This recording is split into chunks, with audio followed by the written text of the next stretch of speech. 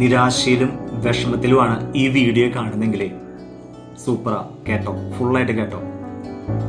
നമ്മുടെ മുമ്പിൽ ഒരു മലയാണ് നിൽക്കുന്നതെന്ന് വിചാരിക്കുക. എങ്ങനെ മലയോട് മാറിപ്പോവാനായിട്ട് പറയാൻ പറ്റും? ബൈബിൾ വചനം ഉണ്ടല്ലോ, ചെറിയൊരു കടുകമണിയോളം വിശ്വാസം മതി ഈ മലയോട് ഇവിടെ നിന്ന് ചെന്ന് മാറി കടലിൽ ചെന്ന് പതിക്കുക എന്ന് പറയുമ്പോൾ അത് നടക്കും. അവിടെ നമ്മൾ മലയിലേക്കൊന്നും പോകണ്ട.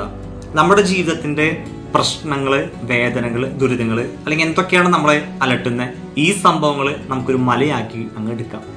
ഇതൊരു മലയാണ് അല്ലേ? നമ്മളിങ്ങനെ മല കയറിക്കൊണ്ടിരിക്കുകയാണ്, അല്ലെങ്കിൽ നമ്മുടെ മല നമ്മൾ അടുത്തൊരു വഴിയിലേക്ക് കടക്കുന്നതിന് നമ്മളെ തടസ്സപ്പെടുത്തിക്കൊണ്ടിരിക്കുന്ന സംഭവമാണ്. അപ്പം ഇങ്ങനെ വരുമ്പോൾ നമുക്കൊരു നിരാശ വരും.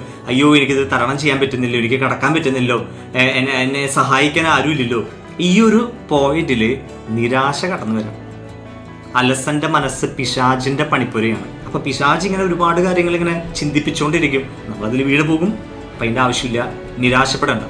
റോമ 5:5 പറയുകയാണെ, പ്രത്യാശ നമ്മെ നിരാശരാക്കുന്നില്ല. പ്രത്യാശ നമ്മെ നിരാശരാക്കുന്നില്ല.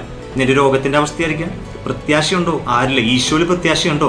ആ പ്രത്യാശ നിന്നെ നിരാശനാക്കിയില്ല. നീ വിഷമിച്ചിരിക്കുന്ന അവസ്ഥയിലാണ്, നീ പ്രത്യാശയില്ല, കർത്താവിലുള്ള പ്രത്യാശയിലാണെങ്കിൽ വിഷമിക്കേണ്ട. പ്രത്യാശ നമ്മെ നിരാശരാക്കിയില്ല. തെസ്സലോനിക്ക പുസ്തകത്തിലെ 5-ാം അധ്യായത്തില് 16, 17, 18 കുഞ്ഞു കുഞ്ഞു വചനങ്ങളാ.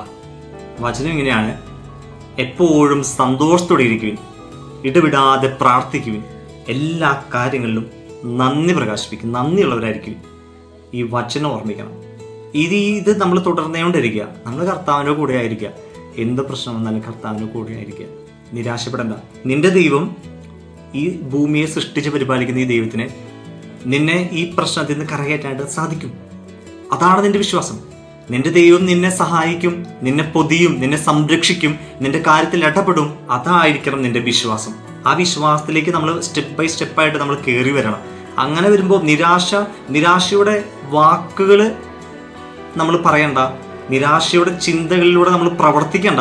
ഹൃദയത്തിൽ നിരാശയുടെ ഒരു ചിന്ത വന്നാൽ പോലും അത് പരിശുദ്ധാത്മാവിനെ വേദനിപ്പിക്കുന്നുണ്ട്. അപ്പം നിരാശയ്ക്ക് ഇടം കൊടുക്കണ്ട, വചനത്തിൽ ആശ്രയിക്കുക. കർത്താവായി ഈശോയിൽ പ്രത്യാശ വെച്ചുകൊണ്ട് നിന്റെ ജീവിതത്തിലെ എല്ലാ പ്രശ്നങ്ങളും കർത്താവ് ഇടപെടും എന്നുള്ള വിശ്വാസത്തോടെ നമുക്കായിരിക്കാം. Praise God.